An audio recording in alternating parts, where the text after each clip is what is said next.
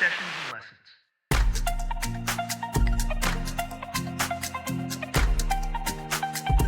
Sessions and lessons unscripted.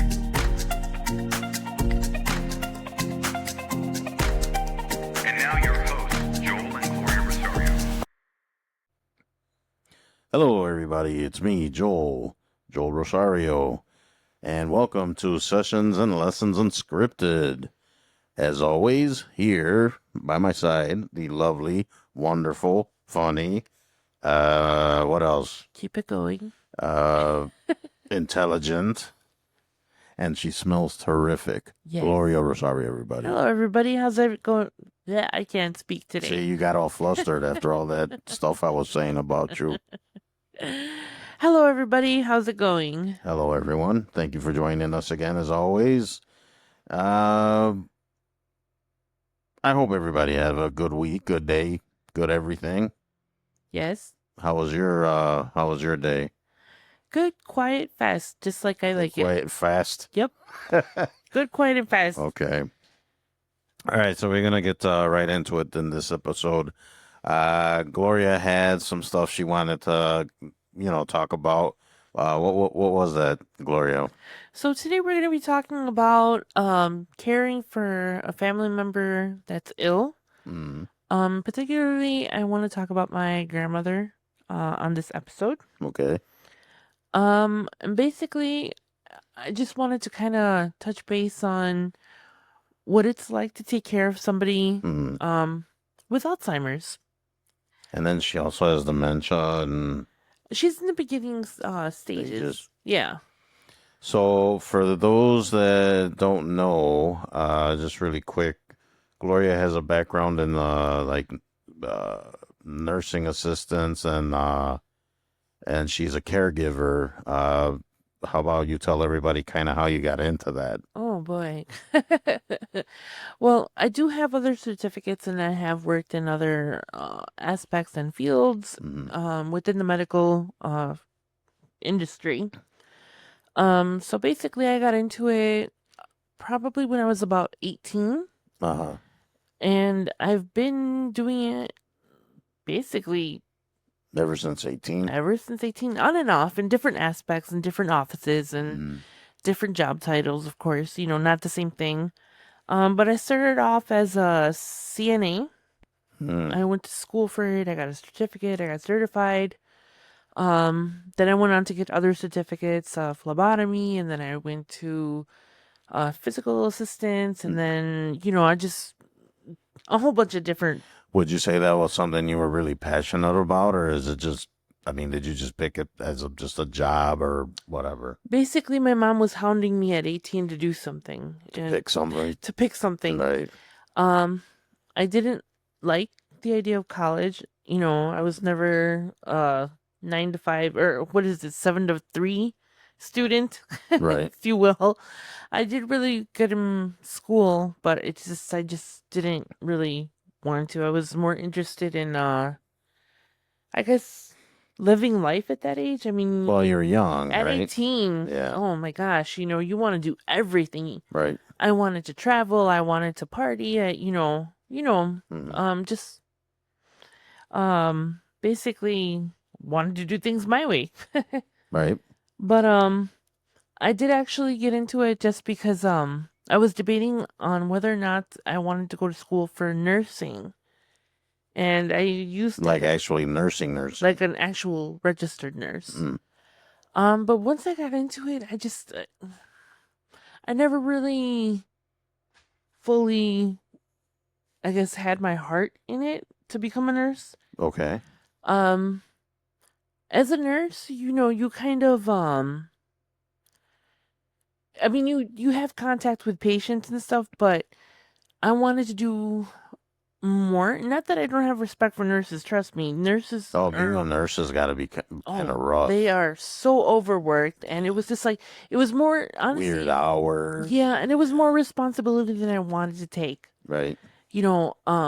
You're responsible for somebody's life, like, Yeah. the wrong dosage of medication, and, you. In fact, not to kind of slight on doctors, but Mhm. seems like nurses do more than doctors sometimes. Oh, yeah, definitely. Yeah. And I know that firsthand because, I mean, working in the medical field, you're exposed to everything. Mm, So that's basically how I got into it, just to see if I wanted to be a full-time nurse, and it just wasn't for you. it wasn't for me. And it wasn't that I didn't think that I could hack it in school or anything like that. It was just you have to be a certain kind of person to be a nurse, and I am not that person. Sure. Well, yeah, I mean, not everybody's called for things. No, no, no. And not that being a CNA or PCT is like any less. It's just I wanted to have more freedom. And I felt like Makes sense. being a nurse, you would always have to be like, you're always in demand. I mean, yeah. nursing and anything in the medical field is always going to be in high demand. They are so short staffed, It's a very demanding job. very demanding, Yeah. very underpaid, overworked, you know, um so when I first started I was working in a facility, Mm, and I did that for a few years, and I just I loved it. I got along well with the nurses, I got along with the other staff. I loved all the patients on the floors. I knew everybody, but eventually I burned out. right. I was working double shifts, 6 days a week, only having one day off. It was a lot. Man. You know, and like I said, it just got to be too much. So I decided to go into the private sector, which is home health, Right. and I think I like that more, Mm-hmm. just because you're on a one-to-one basis with patients and clients, and it's way different than working in a facility. Right. Sometimes in a facility you can have up to 20 patients. Right. 20 patients between one nurse and two PCTs or two CNAs. That's a lot. So now the agency that you and I never really thought about it or knew about it too much before I met you, but basically you're like you work for an agency that sends people out to the elderly and Yes and no. uh So I'm what they called a preferred caregiver, okay. which means that I'm specifically designated to a family member or a friend within um my family, Okay. or within my circle of friends, or it just means I'm a preferred caregiver. Like, Okay. I don't know how else to explain it. That's fine. But basically what it is that I report to nurse, I report to an office, and they Right. oversee everything. Of course. So it's like I'm an independent contractor, but I'm not. Like, I still have Right. to answer to people and stuff, but um I devised my grandmother's care plan. I work with the nurses, I work with the um lab techs that come and withdraw blood from my grandmother. Mm-hmm. So um it's basically me taking care of my grandmother, and I get paid for it through the state. Okay. And then I have to report to like different agencies. Like, I have to report to the Department of Aging. Um, Also, what is it called? There's the Department of Aging, and then there is the insurance that I actually have to um have a lot of contact with, Right. and then my supervisor, which is like the agency. But then as a whole they send people out to take care of people, right? Basically. Yeah, the agency does that. I don't go to anybody else's house but my grandmother's house. Okay. So basically, I'm with her. Um, well, I get a certain amount of hours to take care of her, but I'm there. Well, yeah, you're there all the time. I'm there all the time. Yeah. 20. I think I get like 30 something hours a week, and that's not enough to take care of somebody who has, you know, Well, Alzheimer's. I mean, yeah, I mean, it's an important job. Well, yeah, I Well, work that for. and then your mom kind of fell ill, Yeah, so so you got two people to take care of now. the joke is that I need to open my own nursing Yeah, you gotta home. open your own facility. Yes, because my mom went last year my mom had a stroke, and then not too long after that, my grandmother had a stroke. Right. So they were in two different hospitals That was across town. part of our 2024. What a grand Oh, year. I bet the worst ever. No, um, so before I did that, I I was doing physical therapy work. Mm-hmm. So my grandmother gets the best of everything because it's Because me. you've done it all. I've done it all. So No, that's I could good. do everything for her except for draw blood because I don't have I lapsed in that. I know when I met you, it kind of changed a little bit for a short period of time because you had an accident. Well, yeah, we'll probably talk about it on another episode, because I have mentioned it, in the past. Mm-hmm. But basically, I had had an accident and I couldn't work um any longer with the physical therapy. Right. I was a liability at that point because I lost You had a head injury. well, I had a head injury and I lost my balance. And being in physical therapy, you can't do that kind of stuff. You Well, can't no. have, balance issues when most of your patients or most of your clients don't have balance. Right. They don't have mobility or whatever. No. So I was liability and I went into I became a private cook and then, whatever. Yeah, that's But during this whole time I've been taking care of my grandmother, it's at this point I think it's about it's been a while. 14 years that I've been taking care of my Wow. grandmother. And I've had other jobs like, Well, yeah. in between then, um but my grandmother's basically like, not a job. You're well, You but know what? it's most of your life. It's most of your time. It's all of my time, if Right. not, you know what I mean? Yeah. And it's hard, and I wanted to talk about it in a sense of like, I don't think people realize how stressful it can be to take care of somebody. Not just somebody with Alzheimer's, but somebody like my mom who had a stroke, Well, yeah. It's if you have aging parents and yeah. yeah. And that can weigh a lot on you, Mm-hmm. And I just kind of wanted to talk about, the negatives and the positives of it, Mm-hmm. and just kind of, see if anybody else out there kind of felt the same way that I did. Because it does take a toll on you mentally, you know, Right. physically. It's just like, it's kind of funny because um you wouldn't think that just being with one person you wouldn't get tired. But in the beginning, when my grandmother got out of the hospital last year, she wasn't able to walk. So it was basically me lifting her and, doing Yeah, the physical, it's very so physical. physical. And it's just like, people assume that just because I am with my grandmother, that I'm just, always sitting around, just kind of hanging out with her. But it's so much more than that. It's so much more than helping her with the activities of daily living. Well, you have to help her with eating and bathing and Everything. bathroom. Yeah. Well, it's, like I said, she's like a client, but she's not because she's my grandmother. Right.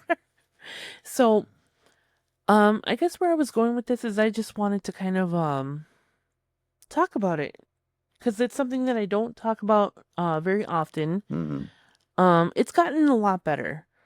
It's gotten so much better that, I think I've mentioned it in the past that, you know, my grandmother, she couldn't even like climb stairs before after her accident. She was very unstable, and at this point, she's still unstable. At one point, didn't she forget how to use stairs? Yeah, She like forgot how to use stairs. she forgot, and that was so hard because, Right. again, it's the physical part where I would have to help her. And it was just my grandmother had to relearn things after her stroke. Right. I did a lot of exercises with her, and then, I felt like I wasn't progressing with her. And then Which I would assume is very discouraging. it's very That discouraging. causes more stress. And yeah, it does because it's like I've worked with people who have mobility issues, I've worked with quads and um all sorts of patients that I work with. Mm. And I'm always so excited when, I get someone who had a hip injury. That sounds so wrong, right? Yeah, it sounds kind of It messed up. sounded wrong. No, Mm. I get excited for them because I know that I can help them. Right. If they work with me and if they give me time and they put in the effort, I can help them walk again. Mm. You know, and with my grandmother, I felt like I wasn't progressing, Mm. And it's frustrating because, like I said, you put a lot of time and effort into, doing stuff. And it's just like, Well, and it's got to be rough too because she's. I mean, I don't want to sound insensitive, but she's not getting any younger. no, she just, So this March 19th, I think. March 19th, she turned 89 years old. wow. And let me tell you something. This lady is pulling my leg because we recently discovered that she is able to do a lot more. She just doesn't want to, which is, I was upset and I was happy at the same time because it's just like, oh my gosh, lady, like, you know, do stuff. But then it's like, you have to remember, like, she's got Alzheimer's and, she can't help certain behaviors, Right. So I guess what happened one weekend is that my mom had called me and she's like, you know, I was thinking I was talking to your grandmother, and when I went into the living room, which is where I left her, she wasn't there, but her chair was there. Mm-hmm. And I was like, stop. And my mom was like, no, really. So she's like, I went into the room, and there she was, laying on the bed with the covers on her. Wow. And I was like, do you know how long I've been working with her to take this like 5 steps without the walker? And I was so upset, but I was so happy, like, at the same time. Right. And I get that a lot with my grandmother where I'm like super happy about stuff, like, yay, we did it. And so frustrated because it's like, Could that just be like I don't know what the word is, but it's because she's like there's like lapses in her memory or whatever, and then things just kind of come back to her, and she just yeah, I remembers. think that has a lot to do with it, but also she also tells me she doesn't want to do things. Oh, she's So, being difficult. Yeah, there's those days where you come home and it's like, oh, it was a bad day or whatever. yeah, but that's kind of one of the things that I was going to talk about, because in taking care of my grandmother for all that time, Mm. you know, um, there's a lot of positives that I've gained from it. So let's go with that then. Okay, What we'll are start with what are the what are the positives. positives of your caregiving? Okay, so one of the things that I've really gained from my experience with my grandmother Mm. has been that I have increased empathy and patience. Okay. You know me, I'm not a very patient person. I want things Neither am done. I. No, I Yeah. want things done 3 days ago. Yes. You know, but with my grandmother, it's a different world. Like, I have to go at her pace. Well, you have to. I Yeah. have to. I have Yeah. no choice. And Choice. what does that teach me? Patience. Yeah. And empathy is like, I have to remember and put myself in her shoes. Like, when I'm giving her instructions or when she's, trying to learn something, Uh-huh. I have to be empathetic and put myself in her shoes because it's just like Well, she she's an older woman. she's an older woman, Yeah. and she's slower and Right. she's not as strong as she used to And be. you're gonna be that one day. Right. We're all All headed gonna that. be that. Maybe not with Alzheimer's. Yeah, but we're still all gonna be. We're all gonna be Yeah, we're gonna old and age. Yeah. yeah. So we don't think about that often. Right. And that's another thing too. I've learned to put myself in her position and be like, well, one day I'm gonna be there, so hopefully, things won't be that bad. Right. And my life's perspective has changed so much. I've learned to appreciate all the little things. Mm. All the little things, like, Well, you never know when it's gonna be gone. no, and especially in, my daily activities with her. It's just like, if we're having ice cream, it's like, I take my time with that. Right. And it seems so, like, small, but it's not small for her. Right. It's a moment that we're sharing, and I like learn to savor every single moment with my grandmother. Mm-hmm. Whether it's just us, sitting around and just like talking, and or whether she's telling me the same story for the 30th time. Right. you know, that's a lot. That's a lot. So you tend to appreciate the present and living in the moment, and I think that's one of the biggest takeaways that I've had with Right. that. Um, I've also learned to be I've had to learn to problem solve and engineer things because you have to learn to adapt to Oh, absolutely. one day my grandmother's okay and other days she's just like doesn't want to cooperate. Right. And it's just always my grandmother, she keeps me on my toes so much. Mm. you know um but the things that come out of her mouth just kind of like sometimes surprise me. Sometimes we Like, think what comes out of her mouth that surprises you? no, like sometimes we think that she's not paying attention, and I'll be like, oh man, she's just so Like out of it or out of it whatever. today. And my grandma will be like, no, I'm not, you're out of it. And it's like she gets snappy. Right. You know what I mean? And in that I've learned to communicate with her, and I've learned to read her, and I've learned to read body language, Mm. which that has helped me outside of, dealing with my grandmother. I don't need verbal cues, or I don't need her to tell me what she needs. It's like I can read her like a book. Well, you've been with her so long Well, too. yeah, at this point, Yeah. she breathes weird and I already know that there's something wrong. It's a gift, you know. Mhm. Um so the negative parts of it have been there's a lot of grief and loss that comes with it. I've seen her go from this woman that used to, you know, behead chickens and cook and get up in the morning and feed the cows and just like being the strong person Mhm. to what she is now. And it's like, it's so disheartening to see that, you know, Yeah, but at the same time, I mean, it's aging. it's That's of just course she's happens, right? 89 years old. Of course Yeah. it happens, but I'm talking like the memories and stuff. And a lot of the memories that I have of her, she doesn't She doesn't remember. remember. No, she doesn't remember. She knows who I am. She knows who my mom is.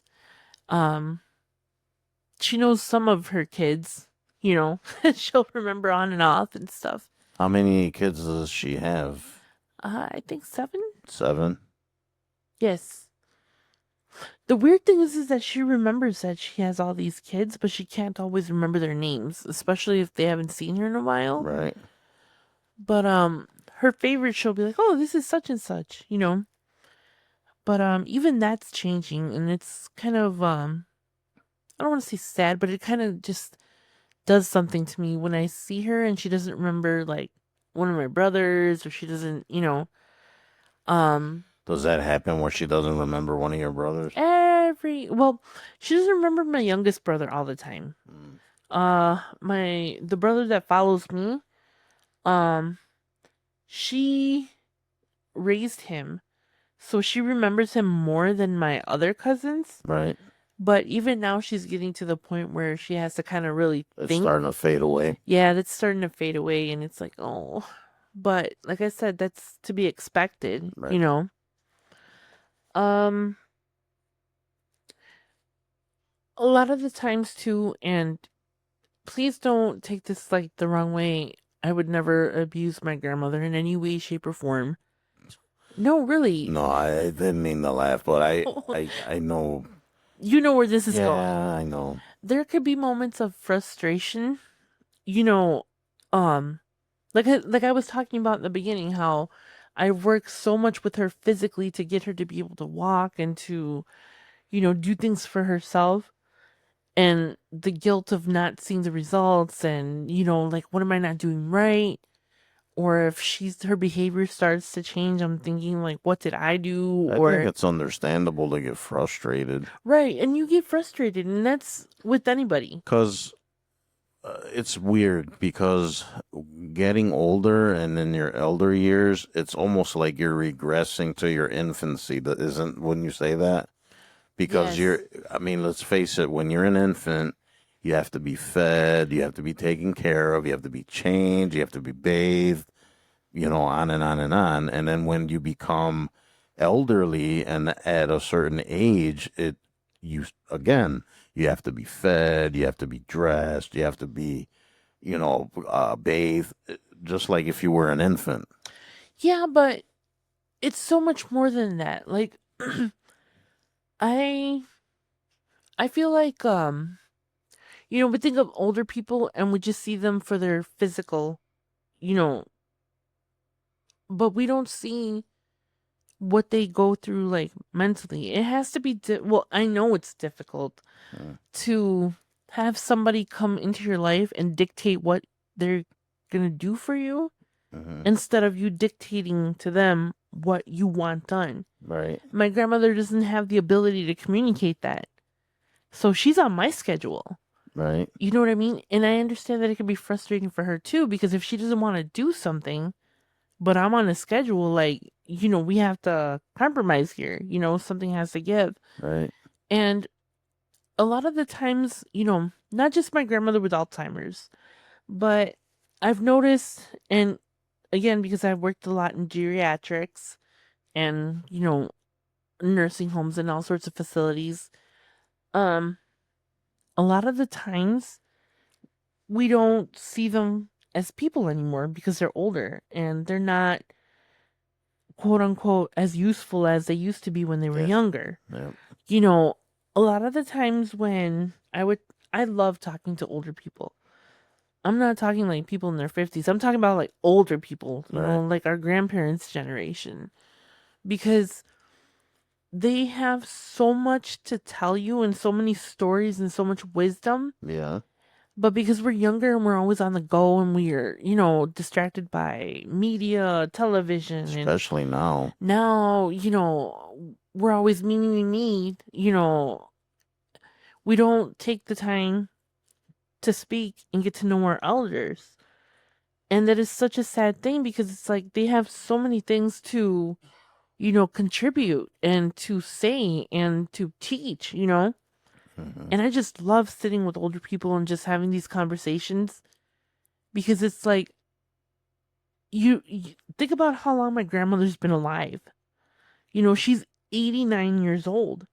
The things that she has seen from the time that she was a little girl and she has that memory and that recollection to now, you know, you think about how much she's been through and how much she's seen and how much the world around her has changed.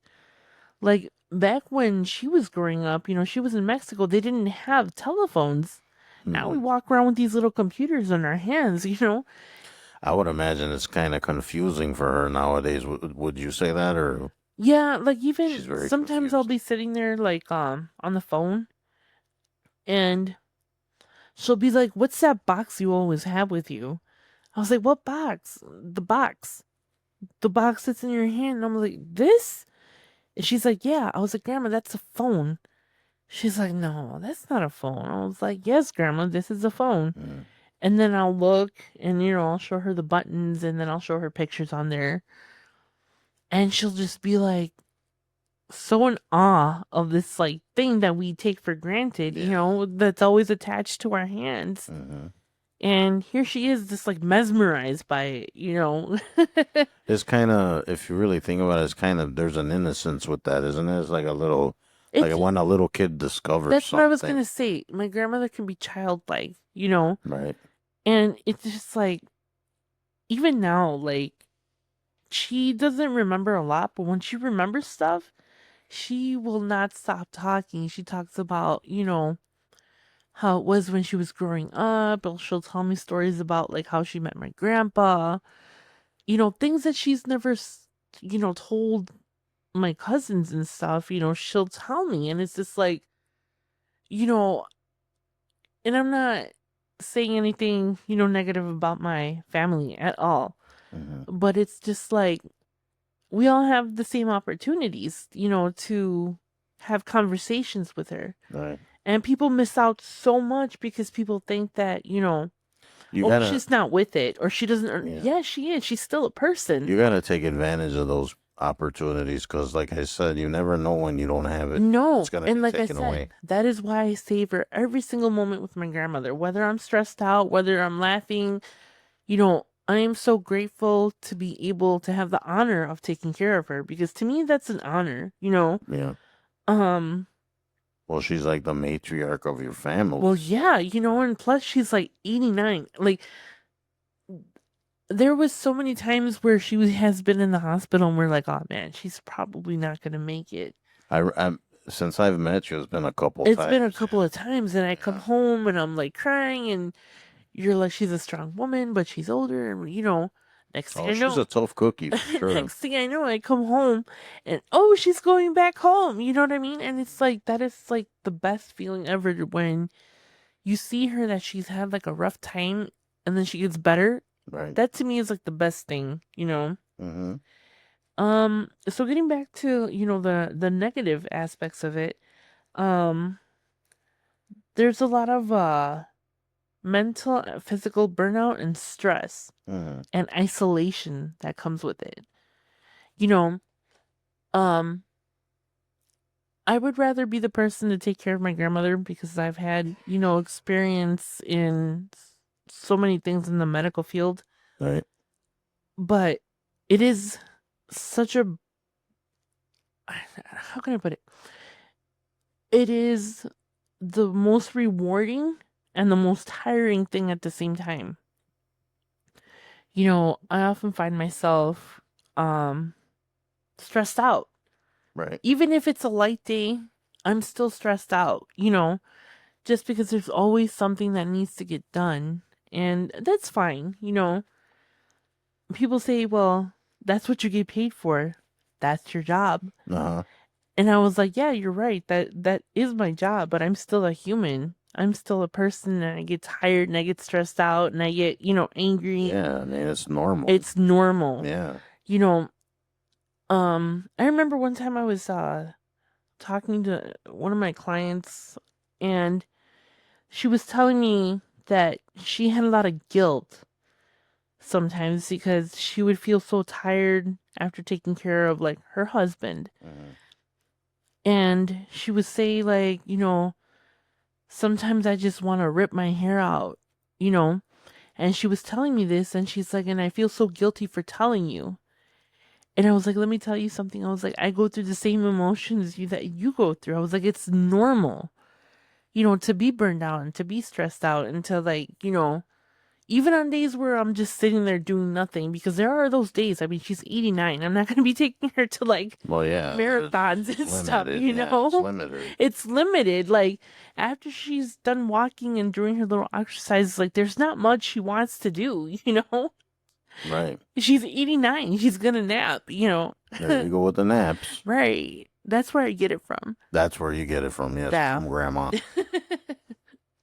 But, I just find it that, in speaking with other people and, I joined a Facebook group where it's caregivers that take care of like their parents, grandparents, and all that. Mm-hmm. And I think one of the commonalities that I find, with people in the group is like this guilt. There was this one lady on there that I was talking to not too long ago, and she was like, I haven't gone on vacation in like 10 years. She takes care of her mom. She also Wow. has Alzheimer's. Mm. And she was like, I feel so guilty because she finally booked a vacation with her husband. First time in 10 years.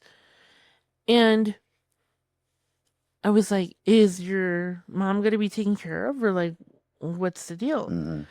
She's like, oh, we temporarily hired an agency to come like take care of her and Keep an eye. everything's in place, the emergency numbers, this and that. I was like, so what's stopping you from enjoying your vacation after like 10 years? She's like, I just feel so guilty. And I was like, you have to take care of yourself before you take care of her. Yeah. Because if you're not mentally right and you're not mentally stable and in the right state of mind to take care of someone, that can actually lead to negative behaviors and, abuse towards. Well, you can't take care of someone else if you don't take care of yourself. Right. And Right. that's one of the things that I've learned. It's okay to say, no, I can't. You guys figure it out. Or let's come up with some sort of plan so I can get a few days off and, and it's gotten a lot better. And like I said, now, and taking care of my mom too. It's not just one person, that I'm taking care of. It's like two people. Right. And like I said, it's not difficult, but it's not easy. Right. Well, it's challenging. It's challenging. Yeah.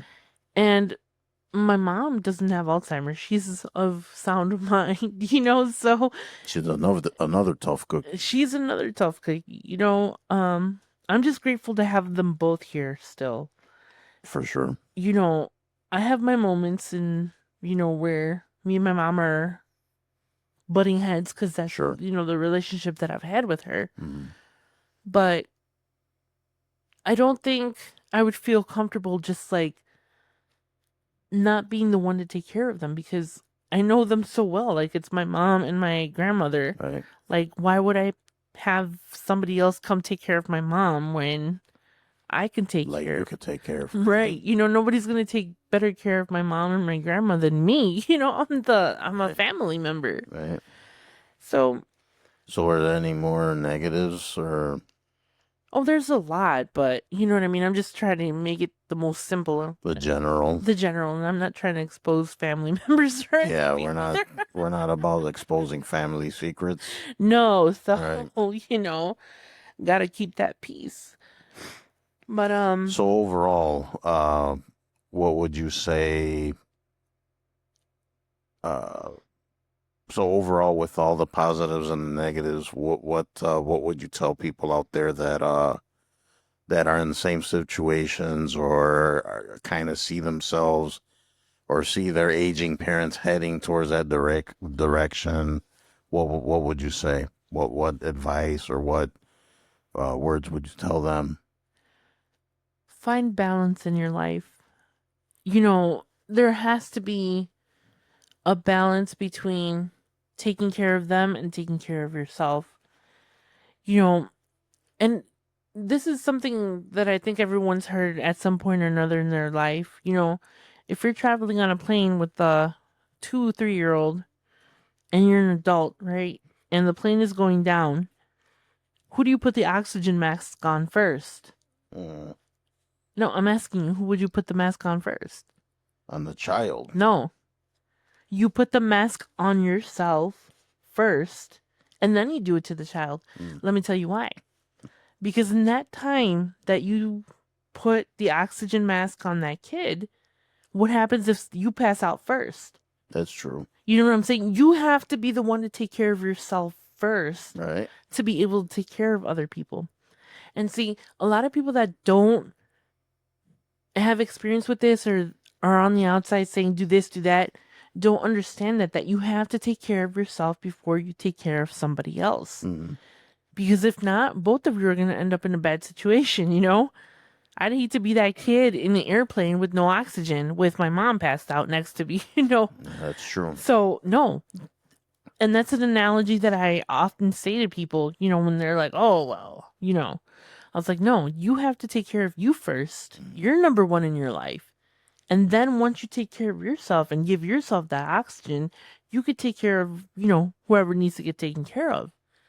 So one of the things is find balance in your life. And then another thing I mentioned too is seek support. Join Facebook groups. There are a whole ton of them out there. There's also not just support groups, but there's an Alzheimer's association that can guide you and give you referrals and, support and consultations and just anything you need, There's, other Facebook groups and all that. So just there's help out there, you know. And one of the most important things that you can do for somebody who has Alzheimer's is educate yourself and understand what the actual um symptoms are and what the effects are Deal with them. and how to deal with them. Right. You know, because a lot of times, and I've seen this 100 times, and like I said, I've been working in the home health, you know, and a lot of times, the kids will be like, "Yeah, I'll take care of mom. It'll be no problem." But people don't take into account the expense that it is to take care of somebody at home with Alzheimer's. They don't take into account the behaviors. If you don't have training and if you don't have the experience, you are going to burn out so quick. I knew my grandmother had Alzheimer's before she had Alzheimer's. And that's because I had already had experience in the Alzheimer's Yeah, department. you already knew. Yeah, I already knew. Yeah. She had the signs and the symptoms. And, when I brought her up to family members, they were like, no, you don't know what you're talking about. It was great. That's your mom. You guys decide, But once she actually got the diagnosis, I was confident, like, oh, okay, I already know what to do, Yeah. But if you walk into a situation like this blindly, you are doing, I can imagine. Yeah. yeah. And especially with the, Alzheimer's, it's such a complicated, thing to go through because there are so many physical, mental changes, behavioral changes, and everything happens, for some people it happens really quick. And for some people, if you catch it early enough and they get on the right medication, it doesn't affect them the same way. It slows. Right. Like there is no cure, but there is medication out there that slows the process down and, it's not a permanent solution, but it's better than, all of a sudden waking up and not, knowing anything, Right. you So then you would say, have balance, educate yourself, look for help and support. Yep. Take breaks, take vacations, and most importantly, take care of yourself first. Right. Self-care is the most important thing because, again, if you are not mentally there, you can't be there for somebody else. Right. And oftentimes we're so busy taking care of other people that we forget, to take care of ourselves. Mm-hmm.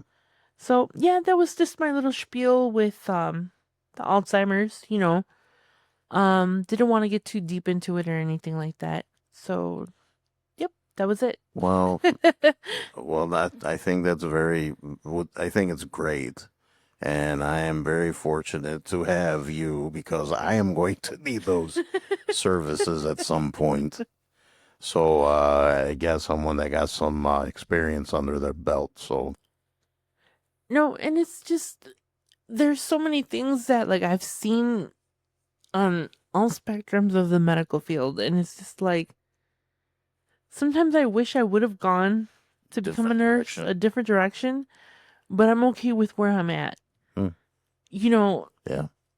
I don't see myself doing anything else. I've been doing this for a really long time. Like I said, I was in so many different settings. I've taken care of people anywhere from quads to paraplegics to people with AIDS, just all over the spectrum. Yeah.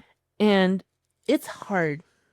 It's so hard and it's so easy to burn out. But I wouldn't change it. I really wouldn't. That's good. Yeah, I think that's one of my passions, taking care of like people, like older people. Right.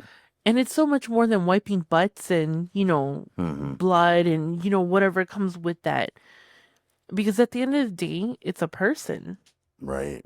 a living human person. Right. That has feelings. Right. And the elderly deserve just as much love and respect as anybody else. Absolutely. And we oftentimes forget that. Yes, we do. Yes.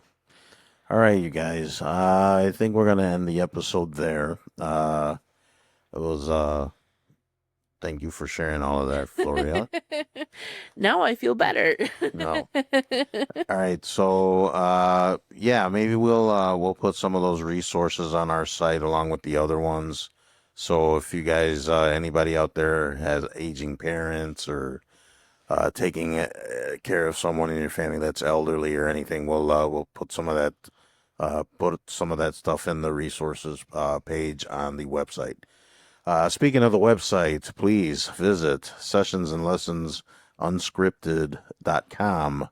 And there you can poke around, listen to the podcast, look at podcast news, write ups, whatever. Visit the resources page. Also, send us any mail you have, suggestions, you have stories to share, anything. Sessionsandlessonsmail@gmail.com. And the socials: TikTok, Facebook, Instagram, X, Blue Sky. Just look us up on there. Engage. We will engage back. And we always like hearing from you guys and sharing things with you guys. So we're going to leave it here. You have anything else to add, Gloria? Take care of yourself before you take care of anybody else. Put that oxygen mask on before you do it for anybody else. Right. Yep. That's it. That's very useful information. All right, guys. So don't forget to, share and let people know about the podcast.